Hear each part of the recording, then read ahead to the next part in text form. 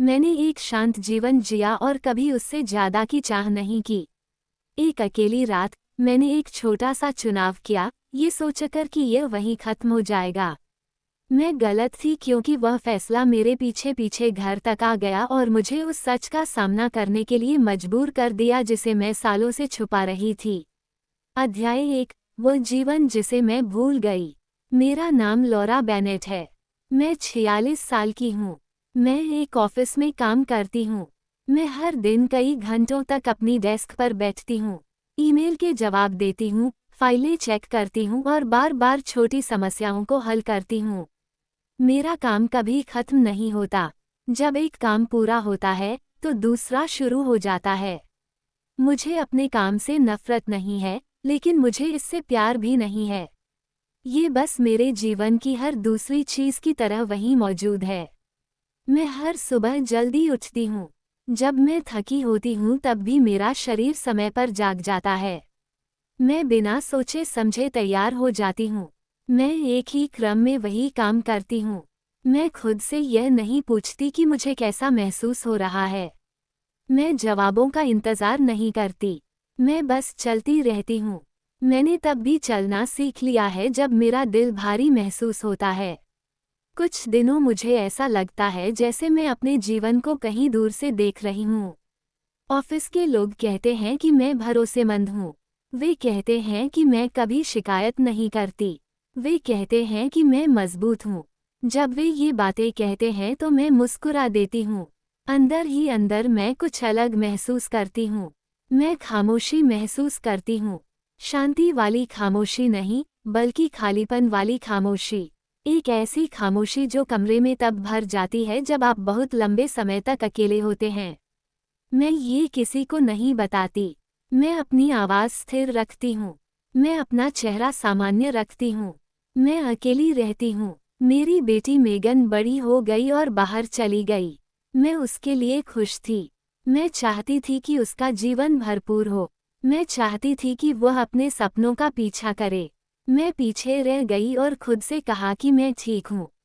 पहले तो वह खामोशी सामान्य लगी, फिर वह शोर करने लगी। घर अब घर जैसा लगना बंद हो गया। यह एक ऐसी जगह जैसा लगने लगा जहां समय मेरे सोने का इंतजार करता था। रात में मैं अपने विचारों के साथ अकेली बैठती हूँ। मैं अतीत के छोटे छोटे पलों को दोबारा याद करती हूँ। मुझे बिना डर के हंसना याद है। मुझे किसी के लिए महत्वपूर्ण महसूस करना याद है। मुझे दयालुता का स्पर्श याद है। वे यादें अब बहुत दूर लगती हैं। कभी कभी मैं खुद से पूछती हूँ कि वो महिला कहाँ चली गई। मुझे कभी जवाब नहीं मिलता। मैं ज्यादा नहीं रोती। मैंने खुद को न रोने के लिए प्रशिक्षित किया है। रोना कमजोरी जैसा लगता है। इसके बजाय मैंने उपयोगी बनना सीखा। जब आप उपयोगी होते हैं तो लोगों को आपकी ज़रूरत होती है। जब लोगों को आपकी ज़रूरत होती है तो वे सवाल नहीं पूछते। वे बहुत करीब से नहीं देखते। इससे जीवन आसान हो गया, लेकिन इसने जीवन को और अधिक अकेला भी बना दिया। मैं कई शामें ऑफिस में बिताती हूँ। इसलिए नहीं कि मुझे रुकना पड़ता है, बल्कि इसलिए कि जल्दी घर जाने का मतलब सन्नाटे का सामना करना है। काम मुझे शोर देता है। यह मुझे एक उद्देश्य देता है, भले ही वो उधार का हो। जब मैं देर तक रुकती हूँ तो मैं थका हुआ लेकिन सुरक्षित महसूस करती हूँ। जब मैं देर से निकलती हूँ तो सड़कें खाली लगती हैं, बिल्कुल मेरे दिल की तरह। एक रात मैं ऑफिस से सामान्य से बहुत ज़्यादा देर से निकली। मेरा शरीर सुस्त महसूस कर रहा था। मेरे पैर भारी लग रहे थे।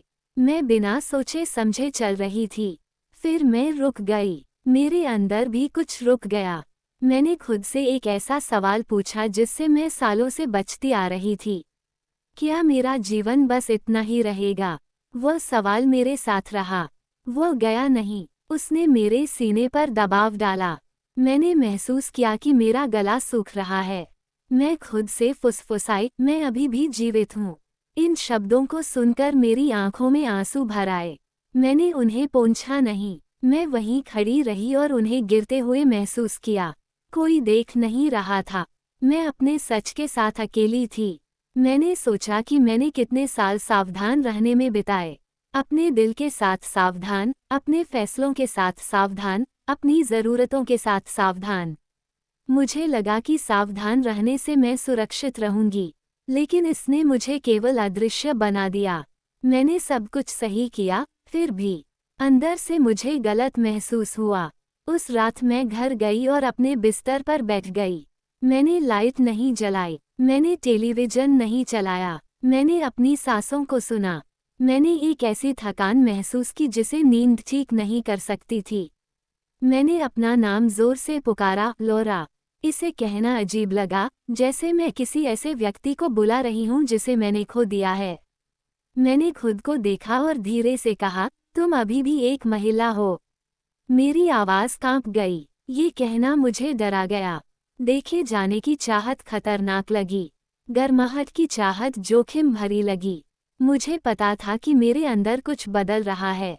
मुझे नहीं पता था कि यह कहाँ ले जाएगा। मुझे बस इतना पता था कि मैं उस रेखा के बहुत करीब खड़ी थी जिसे मैंने पहले कभी पार नहीं किया था। मैंने उस रात भारी मन से अपनी आंखें बंद कर लीं। मुझे विश्वास था कि कल भी वैसा ही होगा। मुझे नहीं पता था कि एक छोटा सा चुनाव मेरा इंतजार कर रहा था। मुझे नहीं पता था कि अकेलापन एक व्यक्ति को उन जगहों पर धकेल सकता है जहां उसने कभी जाने की योजना नहीं बनाई थी। मुझे बस इतना पता था कि मैं हमेशा के लिए वही शांत जीवन जीना जारी नहीं रख सकती थी। अध्याय 2, एक अप्रत्याशित रात। मैं अगली सुबह अपने अंदर वही भारीपन महसूस करते हुए जागी। पिछली रात जो शब्द मैंने खुद से कहे थे, वे मेरे दिमाग में बने रहे। मैं अभी भी एक महिला हूँ। मैं और अधिक की हकदार हूँ। वे विचार मुझे छोड़कर नहीं गए। उन्होंने पूरे दिन मेरा पीछा किया। मैंने काम पर ध्यान केंद्रित करने की कोशिश की। मैंने अपनी दिनचर्या में लौटने की कोशिश की, लेकिन कुछ पहले ही बदल चुका था। मैं बेचैन महसूस कर रही थी। उस शाम मैं फिर से देर तक काम करती रही। इस बार इसलिए नहीं कि मैं छिपना चाहती थी। मेरा दिमाग धीमा था, मेरा दिल सवालों से भरा था। जब मैं आखिरकार ऑफिस से निकली तो मैं घर की तरफ नहीं भागी। मैं रुकी, मैं शांत खड़ी रही। मैंने अपनी सांसों को सुना। मैंने खुद से पूछा, तुम्हें अभी किस चीज़ की ज़रूरत है? जवाब शांति से आया, मुझे इंसान महसूस करने की ज़रूरत थी। मैंने एक ऐसा फैसला लिया जिसने मुझे ही चौंका दिया। मैं अपने ऑफिस के पास के एक छोटे से बार में चली गई। मैं उसके पास से कई बार गुजरी थी, लेकिन कभी अंदर नहीं गई थी। उस रात मैं गई। ड्रिंक ऑर्डर करते समय मेरे हाथ थोड़े कांप रहे थे। मैं अकेली बैठी। मैंने खुद से कहा कि मैं जल्दी ही निकल जाऊंगी। मैंने खुद से कहा कि मैं बस एक पल के लिए आराम कर रही हूँ। मैंने लोगों को बातें करते और हंसते हुए देखा। मुझे एक बाहरी व्यक्ति जैसा महसूस हुआ। मुझे सबसे उम्रदराज महसूस हुआ। मैं अनिश्चित महसूस कर रही थी। तभी एक युवक मेरी ओर चलकर आया। उसने पूछा कि क्या वह बैठ सकता है। उसकी आवाज़ शांत थी। मैं हिचकिचाई, फिर मैंने हाँ कह दिया। उसका नाम इवान था। वह 23 साल का था। मैंने तुरंत उम्र के अंतर को नोटिस किया। इसने मुझे घबराहट महसूस कराई। वह बिल्कुल भी घबराया हुआ नहीं लग रहा था। इवान ने साधारण सवाल पूछे, मैं कहाँ काम करती हूँ, मेरा दिन कैसा रहा। जब मैं बोलती तो वह सुनता था। उसने अपना फ़ोन नहीं देखा। उसने मुझे टोका नहीं। वह अजीब लगा। वह दयालुता जैसा लगा। उसने मुझे देखा और कहा, आप थकी हुई लग रही हैं। मैं धीरे से हंसी। मैंने कहा, मैं हूँ।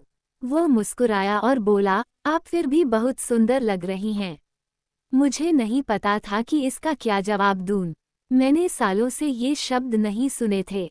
मैंने अपने अंदर कुछ गर्माहट महसूस की। वासना नहीं, उत्तेजना नहीं, बल्कि एक पहचान। मुझे लगा कि मुझे देखा गया है। मुझे लगा कि मुझ पर गौर किया गया है। मुझे फिर से एक इंसान जैसा महसूस हुआ। मैंने खुद को सावधान रहने के लिए कहा। मैंने खुद को अपनी उम्र की याद दिलाई। मैंने खुद को अपने जीवन की याद दिलाई। लेकिन अकेलापन तर्क से ज़्यादा तेज बोल सकता है। हमने काफ़ी देर तक बात की। मैंने अपने जीवन के छोटे छोटे हिस्से साझा किए। मैंने अपना दर्द साझा नहीं किया। मैंने अपना डर साझा नहीं किया। मैंने बातों को हल्का रखा। उसने मुझे अपने सपनों के बारे में बताया। वो उम्मीद के साथ बोला। वो उम्मीद अपरिचित लगी। मैं समय भूल गई। मैं अपना थका हुआ शरीर भूल गई। मैं अपने नियम भूल गई। एक मोड़ पर उसने मेरी ओर देखा और कहा, आप उदास लेकिन मजबूत लगती हैं।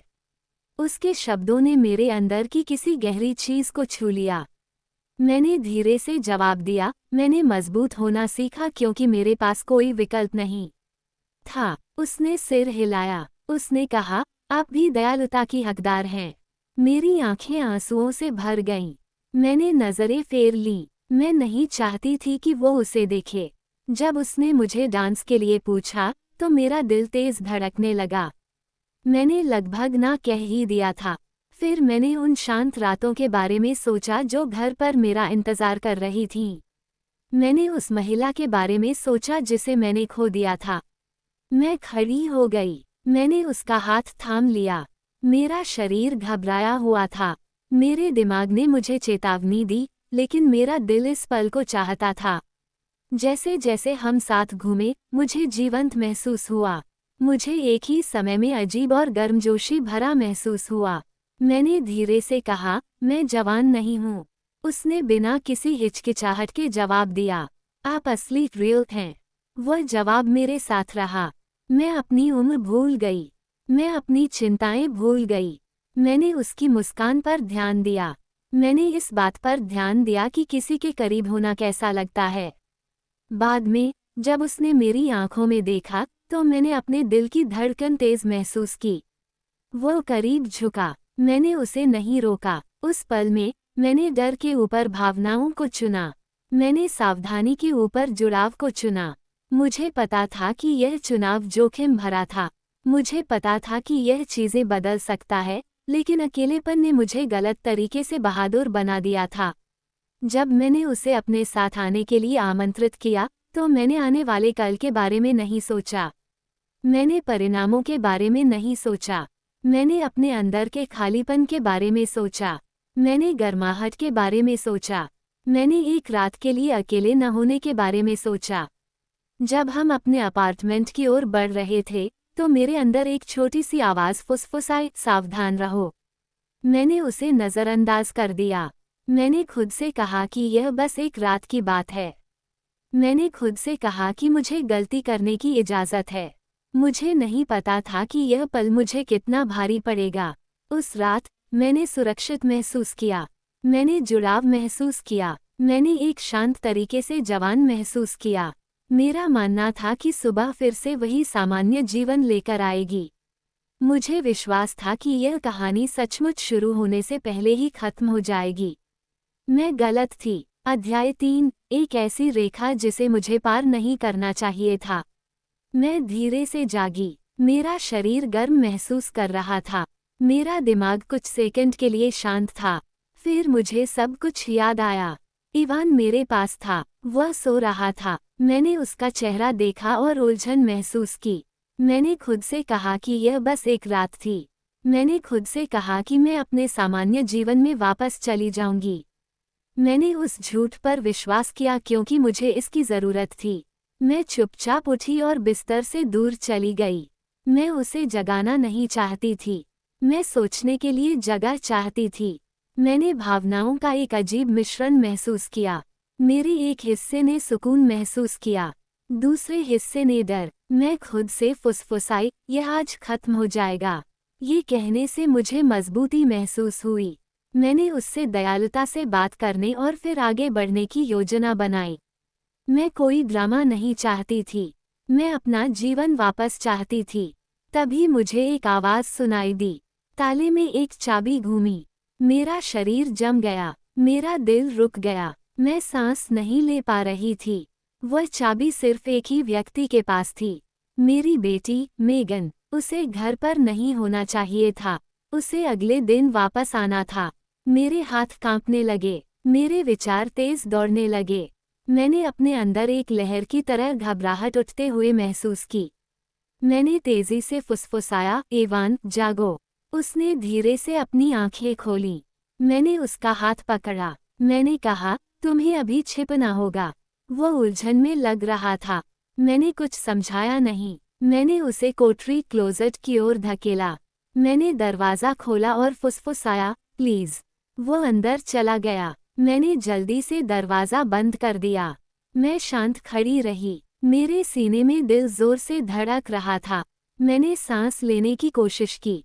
मैंने सामान्य दिखने की कोशिश की। मैंने मेगन की आवाज़ सुनी, मम्मी, क्या आप जाग रही हैं? उसकी आवाज़ दयालु लग रही थी। इससे सब कुछ और भी बदतर हो गया। मैंने कांपते हाथों से दरवाज़ा खोला। मैंने एक ज़बरदस्ती की मुस्कान बिखेरी। मैंने कहा, हाँ, बेटा। वो अंदर आई और ऐसे बात करने लगी जैसे सब कुछ सामान्य हो। मैंने उसके सवालों के छोटे छोटे जवाब दिए। मुझे बीमार जैसा महसूस हो रहा था। मैंने उसे अपने बेडरूम के करीब जाते देखा। मेरा दिमाग चिल्लाया। मुझे उसे रोकना था। मैंने जल्दी से कहा, क्या तुम्हें चाय या कॉफ़ी चाहिए?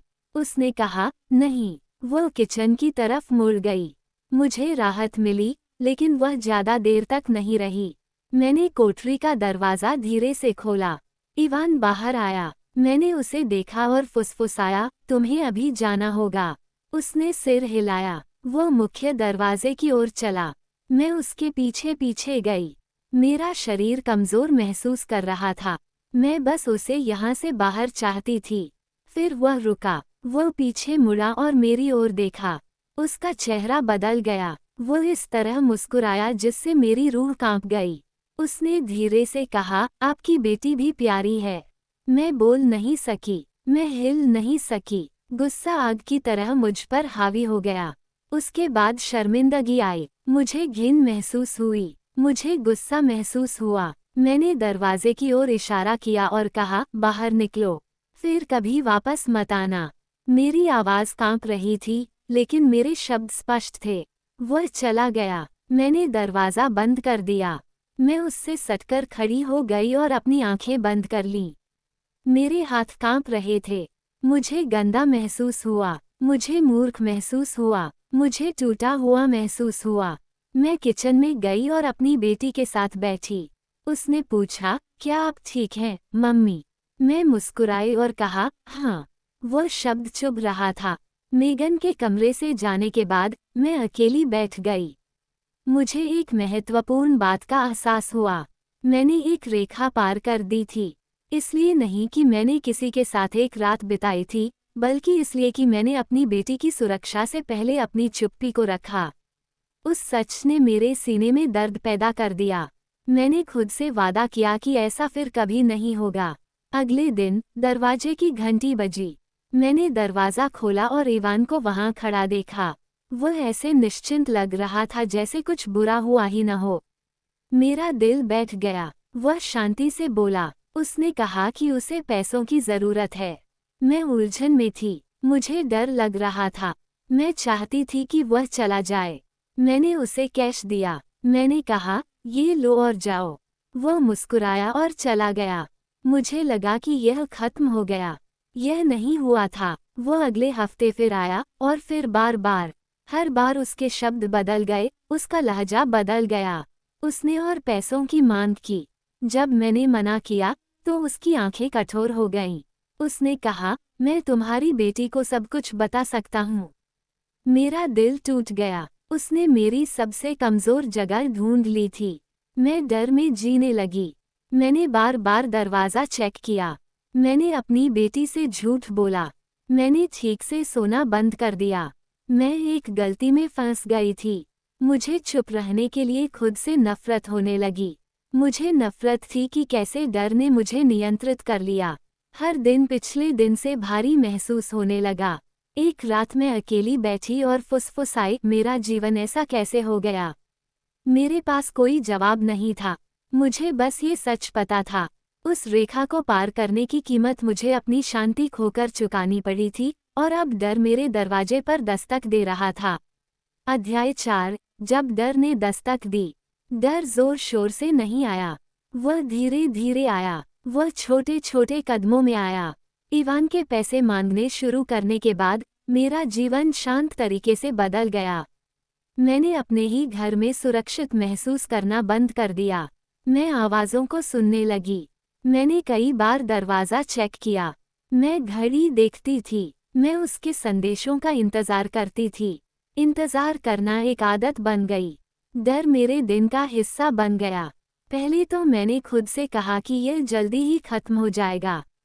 मुझे विश्वास था कि अगर मैं उसे आखिरी बार पैसे दे दूंगी, तो वह गायब हो जाएगा। मैंने उस झूठ पर विश्वास किया क्योंकि मुझे शांति की ज़रूरत थी। जब वह दोबारा आया, तो मैंने धीरे से कहा, यह आखिरी बार है। वह मुस्कुराया और कुछ नहीं बोला। उसकी चुप्पी मुझे शब्दों से ज़्यादा डराती थी। मैंने अपनी बेटी से चीज़ें छुपाना शुरू कर दिया। मुझे इसके लिए खुद से नफरत थी। जब वह साधारण सवाल पूछती, तो मेरा दिल तेज धड़कने लगता। मैं जल्दी से जवाब देती। मैं उसकी नज़रों से बचती। रात में, मैं जागती रहती और अंधेरे में घूरती रहती। मैंने खुद से पूछा, मैंने ऐसा क्यों होने दिया? मैंने हर चुनाव, हर पल को दोबारा याद किया। मैं अपने विचारों से भाग नहीं सकी। इवान के संदेश और अधिक सीधे डायरेक्ट हो गए। उसने विनम्र होने का नाटक करना बंद कर दिया। उसने कहा, मुझे आज पैसे चाहिए। कल नहीं, बाद में नहीं, आज। जब मैंने उससे कहा कि मेरे पास और नहीं है, तो उसने जवाब दिया, तुम कोई रास्ता निकाल लोगी। वे शब्द मेरे साथ रहे। उन्होंने हर जगह मेरा पीछा किया। मैंने छोटा महसूस किया। मैंने फंसा हुआ महसूस किया।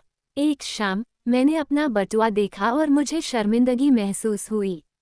मैंने उसे वे पैसे दे दिए थे जो बिलों के लिए थे। वे पैसे जो खाने के लिए थे। मैं फुसफुसाई, मैं ये क्या कर रही हूँ? मेरे हाथ कांप रहे थे। मेरी आंखों में आंसू थे। मैं चिल्लाना चाहती थी। मैं गायब होना चाहती थी, लेकिन मैं चुप रही। उसने मुझे मेरे डर की याद दिलानी शुरू कर दी। उसने मेरी बेटी का नाम लिया। इसे सुनकर मेरा सीना भिंच गया।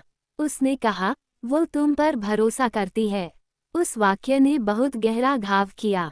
मुझे घिन महसूस हुई। मुझे तब पता चला कि यह अब पैसों के बारे में नहीं रह गया है। ये नियंत्रण, कंट्रोल के बारे में था। मैंने मजबूत बनने की कोशिश की। मैंने उससे कहा, तुम्हें रुकना होगा। मेरी आवाज़ कमज़ोर लग रही थी। वह धीरे से हंसा और बोला, जब तुम तैयार हो जाओगी तो तुम मुझे खुद फ़ोन करोगी। उस कॉल के बाद, मैं बैठ गई और रोई। मैं उस महिला के लिए रोई जो मैं हुआ करती थी। मैं उस माँ के लिए रोई जिसकी मैं रक्षा करना चाहती थी। मैं इसलिए रोई क्योंकि मैं अकेला महसूस कर रही थी। डर ने मेरे जीने का तरीका बदल दिया। मैं अपने दिनों में जल्दबाजी करती। मैं फ़ोन कॉल से बचती। हर दस्तक पर मेरा दिल उछल पड़ता। मुझे हर समय थकान महसूस होती थी। शरीर की थकान नहीं, आत्मा की थकान। मैं अपनी बेटी के लिए मुस्कुराती, लेकिन अंदर से मैं टूट रही थी। एक रात मैंने खुद को देखा और जोर से कहा, ये तुम्हारा जीवन नहीं है। ये कहना खतरनाक लगा। डर ने वापस जवाब दिया। उसने कहा, अगर तुम बोली, तो तुम सब कुछ खो दोगी। मैंने अपना सिर अपने हाथों में पकड़ लिया। मुझे नहीं पता था कि किस आवाज़ पर भरोसा करूं। मुझे अपनी बेटी की कही एक बात याद आई जब वह छोटी थी। उसने कहा था, मम्मी, आप हमेशा चीज़ें ठीक कर देती हैं। उस याद ने दर्द पहुंचाया। मुझे लगा जैसे मैंने उसे निराश किया है। मुझे एहसास हुआ कि खामोशी हमें सच से भी ज़्यादा नुकसान पहुंचा रही थी। इवान फिर आया। उसकी आवाज़ ठंडी थी। उसने कहा, तुम्हें मुझे वह देना होगा जो मुझे चाहिए। मैंने कहा, मैं नहीं दे सकती। उसने जवाब दिया, तो फिर मैं बात करूंगा, सब बता दूंगा। उस धमकी ने मेरे अंदर कुछ तोड़ दिया। मैंने कॉल काटा और बिल्कुल शांत बैठ गई।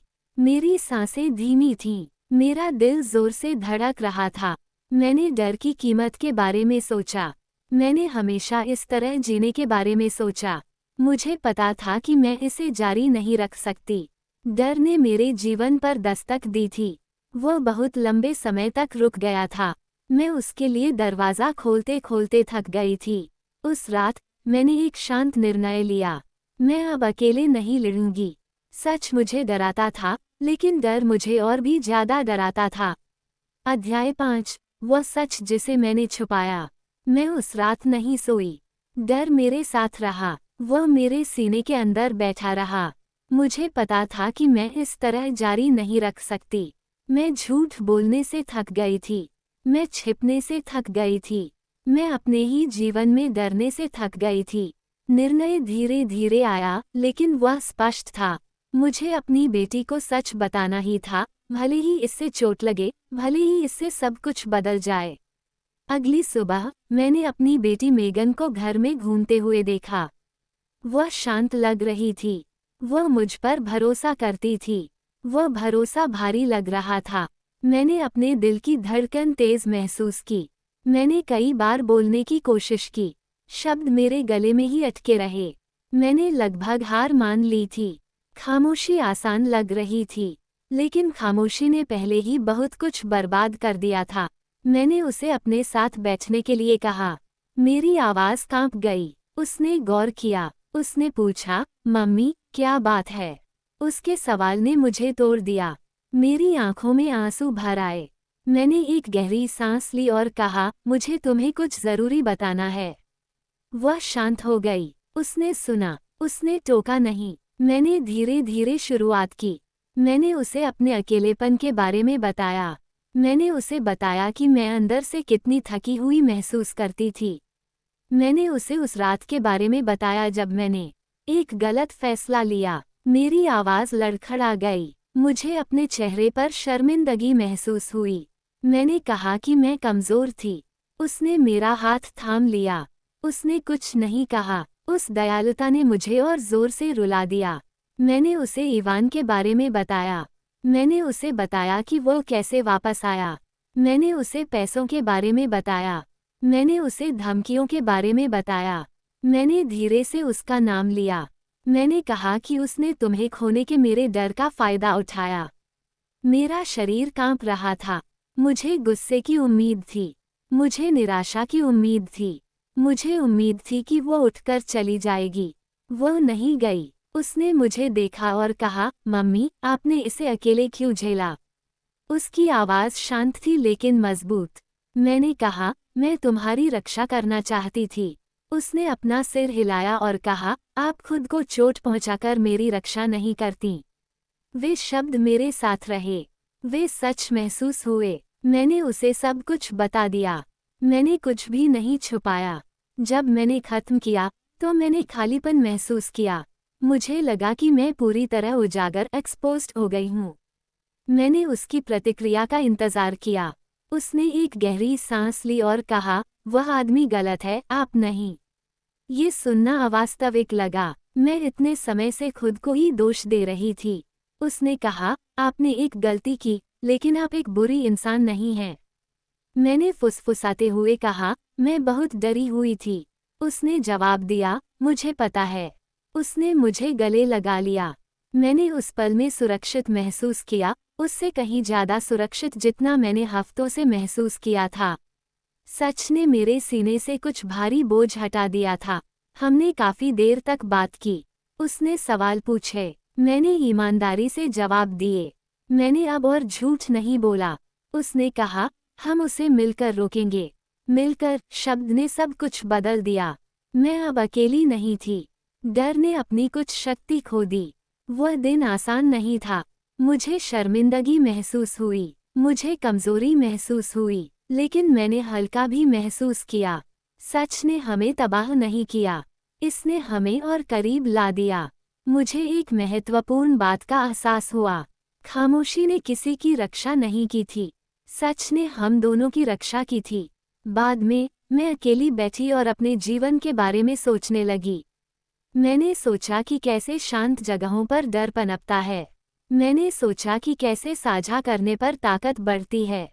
मैं थका हुआ लेकिन आशान्वित महसूस कर रही थी।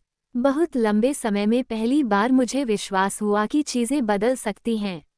उस रात मैं बेहतर सोई। इसलिए नहीं कि मेरी समस्याएं खत्म हो गई थीं, बल्कि इसलिए कि अब मैं कुछ छुपा नहीं रही थी। मैंने डर के ऊपर ईमानदारी को चुना। मैंने शर्म के ऊपर प्यार को चुना। मैंने अपनी बेटी पर भरोसा करना चुना। मुझे पता था कि इवान वापस आएगा। मुझे पता था कि अगला कदम कठिन होगा। लेकिन अब मैं तैयार थी। अकेली नहीं, फिर कभी अकेली नहीं। अध्याय 6। साथ खड़े होना। अपनी बेटी को सच बताने के बाद मेरा जीवन अचानक आसान नहीं हो गया। डर अभी भी वहीं था। वह जल्दी से नहीं गया। वह मेरे अंदर बना रहा, शांत लेकिन भारी। लेकिन एक महत्वपूर्ण चीज बदल गई थी। मैं अब उस डर के साथ अकेली नहीं थी। मेगन अब सब कुछ जानती थी। उसने मेरी कमजोरी देखी, उसने मेरी शर्म देखी, और वह रुकी रही। सिर्फ इसी बात ने मुझे वह ताकत दी जो मुझे नहीं पता था कि मेरे पास है। मेरा खुलासा करने के बाद के दिन अजीब लगे। मुझे लगा कि मैं उजागर हो गई हूँ। मैंने एक ही समय में हल्का और भारी महसूस किया। मेगन ने मुझ पर करीब से नजर रखी। उसने छोटे छोटे सवाल पूछे। क्या उसने तुम्हें मैसेज किया? क्या तुम अभी ठीक हो? मैंने ईमानदारी से जवाब दिए। सच कहना पहले कठिन लगा, फिर यह स्वाभाविक लगने लगा। मुझे एहसास हुआ कि मैं झूठ बोलते बोलते कितनी थक गई थी। मैंने मेगन से कहा कि मुझे डर है कि वो वापस आएगा। उसने मुझे देखा और कहा, अगर वह आता है तो हम उसका सामना करेंगे। उसकी आवाज़ शांत थी, गुस्से वाली नहीं, ऊंची नहीं, बल्कि शांत। उस शांति ने मेरे दिल की धड़कन को धीमा करने में मदद की। मैंने उससे पूछा, क्या होगा अगर वह हमें फिर से धमकी दे? उसने जवाब दिया, तो हम उसकी बात नहीं सुनेंगे। मेरी आंखों में आंसू भर आए। मैंने कहा, काश मैंने तुम्हें पहले बताया होता। उसने धीरे से जवाब दिया, तुमने मुझे तब बताया जब